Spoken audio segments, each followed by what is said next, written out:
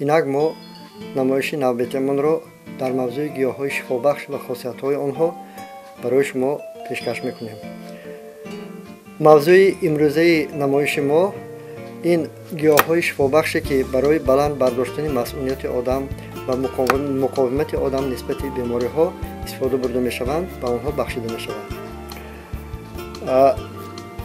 интихоби мавзӯи имрӯзаи мо беҳуда нест, чунки имрӯз ба ҳамаи шумоён маълум аст ки дар қатори дигар давлатҳои дунё дар кишвари Тоҷикистони мо низ бемории коронавирус паҳн гардидааст ва бисёр одамон аз сабаби ба таври кофӣ набудани маълумоташон ба таҳлука афтода барои бартараф намудани ин беморӣ аз дорухонаҳо бисёр дорувориҳоро ба таври фаврӣ дастрас карда истоданд. бояд ба шумоён ҳамчун мутахассис изҳор кунам ки бародарони азиз, дар чунин мавридҳо ба таҳлука афтодан ва дастрас намудани ин хел дорувориҳо ягон лозимият надорад, чунки вақте ки одам гирифтори ин беморӣ мешавад, духтурон фақат ба таври симптоматикӣ ба шумо ёрӣ расонда метавонанд. лекин мо бояд то гирифтор шудан ба ин беморӣ мо бояд организми худро тайёр кунем ва муқовимати организмамонро, масъулияти организмамонро чунон уқувват созем ки ҳангоми гирифтор шудан ба ин ва ё он беморӣ худи организм ҳамин масъалаи худро ҳал карда тавонад. бояд гӯям ки организми инсон ин организми механизми бисёр мушкил ва худидоракунанда мебошад ва фақат ҳамон вақт дахолат кардан лозим аст ки агар дигар илоҷ набошад. чӣ хеле ки олими машҳур Парацельс гуфтааст, дорувориро фақат ҳамон вақт бояд мо истеъмол кунем ки агар истеъмол накардани он номумкин бошад. барои ҳамин аз шумоён бори дигар илтимос, фақат бо мутахассисон маслиҳат кунед, худатонро эҳтиёт кунед, аз баромадан ба кӯчаҳо, рафтан ба ҷойҳои ҷамъиятӣ, бозорҳо, маросимҳои ҷамъиятӣ худдорӣ кунед. байни ҳамдигар ҳангоми муомила фосиларо нигоҳ доред, фарзандонро эҳтиёт кунед, ҳангоми муомила бо ҳамдигар аз ниқобҳо истифода баред ва баъзе маслиҳатҳое ки нисбати баланд бардоштани масъулият мо имрӯз ба шумоён пешниҳод мекунем, шумо агар аз ҳамин маслиҳатҳо шумо баҳраманд гардед, мо гумон мекунем ки мо ба шумоён дар ин ҳолат ёрии худро расонида тавонистем. бояд ба шумоён пеш аз он ки баъзе дорухатҳое ки дар бораи тайёр кардани ҳамин доруҳо пешниҳод мекунем, ба шумо камтар дар бораи тайёр намудани дорувориҳо аз гиёҳҳои шифобахш камтар маслиҳатҳо диҳем. ба ҳамаи шумо маълум аст ки дамоба ва ҷӯшонидаҳо аз гиёҳҳои шифобахши хушккардашуда тайёр карда мешаванд ва онҳо на ҳама вақт ба таври саноатӣ коркард карда шуданд ва аксарият вақт мо онҳоро дар хонаҳо ҳамчун ба таври бутун захира мекунем. ҳангоми тайёр намудани дамоба ва ҷӯшонидаҳо яке аз факторҳое ки барои аз таркиби растаниҳо гирифтани пайвастагиҳои таъсиркунанда мебошад, ин дараҷаи майданокӣ, дараҷаи дисперснокии ҳамин растаниҳо мебошад. барои ҳамин ҳангоми тайёр намудани дамоба ва ҷӯшонидаҳо шумо мебояд ин гиёҳҳоро ба таври зарурӣ майда кунед. ҳар қадре ки дараҷаи дисперснокии растаниҳо баланд бошад, ҳамон қадар таъсири байни ҳалкунанда ва ҳалшаванда, яъне таъсири байни об ва растании шифобахш масоҳаташ бисёр мешавад ва дар натиҷа аз таркиби растанӣ берун баровардани ҳамон пайвастагиҳои таъсиркунанда имконияташ бисёртар мешавад. лекин ҳар як чиз ҳадди худро дорад. аз ҳад беҳад майда кардани растаниҳо низ он қадар дуруст нест. аз рӯи тадқиқотҳои илмӣ ҳамин андозаи растаниҳое ки мо майда мекунем аз 0.5 то 2 миллиметр бошад, ҳамин кифоя мебошад. дигар нозукие ки ҳангоми тайёр намудани дамоба ва ҷӯшонидаҳо дар пеш аст, ин тарзи тайёркунӣ, яъне технологияи тайёркунии дамоба ва ҷӯшонидаҳо мебошад. бисёриҳо гумон мекунанд ки агар мо растаниҳои шифобахшро гирифта ба болои он оби ҷӯш резем, ба болои онро дам карда монем, ҳамин кифоягӣ мекунад. ё ки дигарон мегӯянд ки агар мо ба термос ҳамин растаниҳои шифобахшро партофта ба болояш оби ҷӯш резем ва даҳони онро маҳкам карда якчанд вақт нигоҳ дорем, ҳамин кифоягӣ мекунад. ин ҳам албатта нодуруст нест, лекин аз ин ҳам беҳтараш ҳамин аст ки мо ҳамон растаниҳои шифобахшро дар зарфи сирдори қабқобдор гирифта истода ба болояш оби хунук резем, ба таври кофӣ аралаш кунем ва дар манбаи гармии паст ё газ ё плиткаи ҷараёнӣ дар манбаи пасташ оҳиста оҳиста гарм кунем. ба забони русӣ ин протсессро тамлини мегӯянд. ва вақте ки ҳамин маҳлули дар зарфи мо буда ба ҷӯшидан сар мекунад, агар қисмҳои растание ки мо истифода мебарем аз тана болотар бошад, тахминан 5-7 дақиқа. агар реша, пӯстлоқ, бехмева ва дигар тухм ва дигар қисмҳои сахти растанӣ бошад, то 15 дақиқа мо бояд ки ба таври оҳиста онҳоро ҷӯшонем. ва сипас боз як нозукии дигар дар он аст ки баъд аз гузаштани ҳамин фосилаи вақт, мо вақте ки газро хомӯш мекунем, мо набояд ки ҳамин зарфро аз плита гирем. баръакс дар ҳамон ҷо меистад ва болояшро бо сачоқ пӯшида мемонем ва дар ҳамин ҳолат дар давоми ним соат нигоҳ медорем. дар ҳамин ҳол мо имконият пайдо мекунем ки ба таври кофӣ пайвастагиҳои таъсиркунандаро аз таркиби растанӣ ворид созем. ин буд якчанд маслиҳат дар бораи нозукиҳои тайёр намудани дамоба ва ҷӯшонидаҳо. албатта бо оби ҷӯш дам карда мондан ё дар термос тайёр кардан низ мумкин, лекин ба фикрам он чӣ ки ман пешниҳод кардам, ин бартарӣ дорад ва нахстар аст. нисбати масъунияти одамизод ин як механизми хело мушкил мебошад.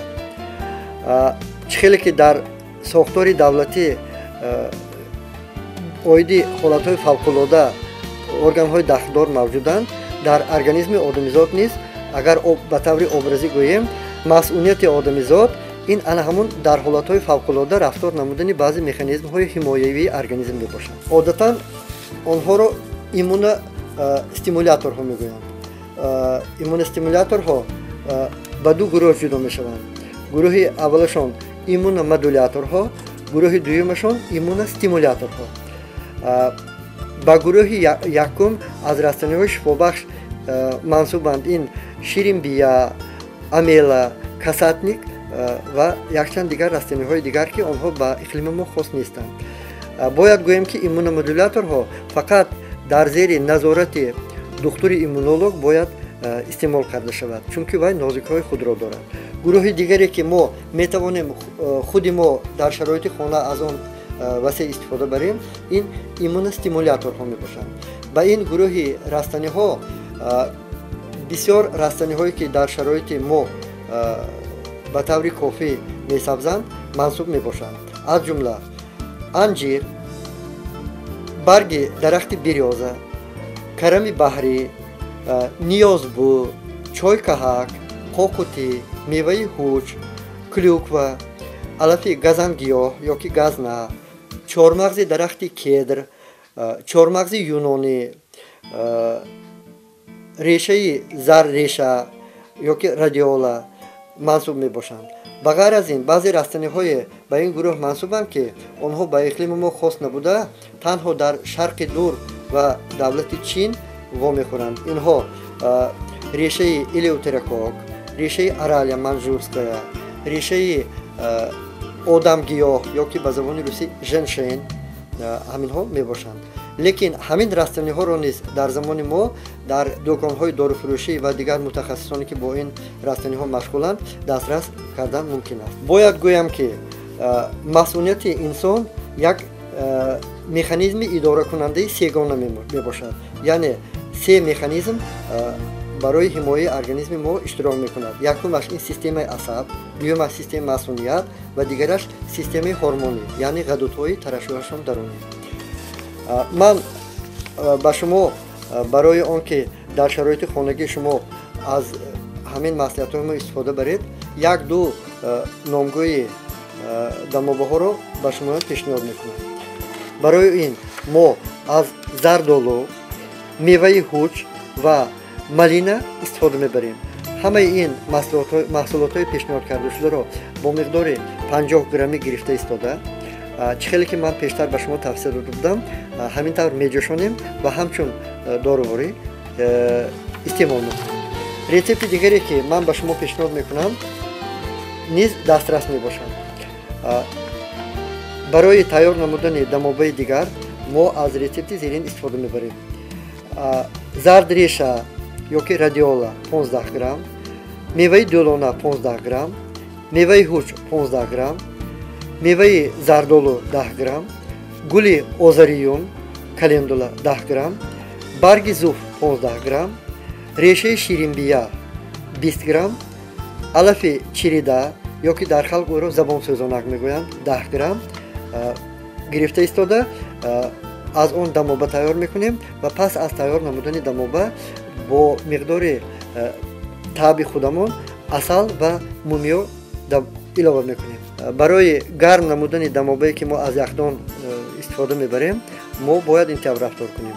мо дамобаро гирифта такон медиҳем, ҳамон миқдори тавсияшударо ба пиёла мегирем, ба дигар зарф камтар оби ҷӯш мегирем ва ҳамон пиёлаи дорувориро дар даруни оби гарм дар давоми 5-10 дақиқа нигоҳ медорем ки дар ин вақт дамобаи мо ҳарорати бисёр форамӣ барои организм безиёнро мегирад ва дар ин ҳол мо истеъмол мекунем.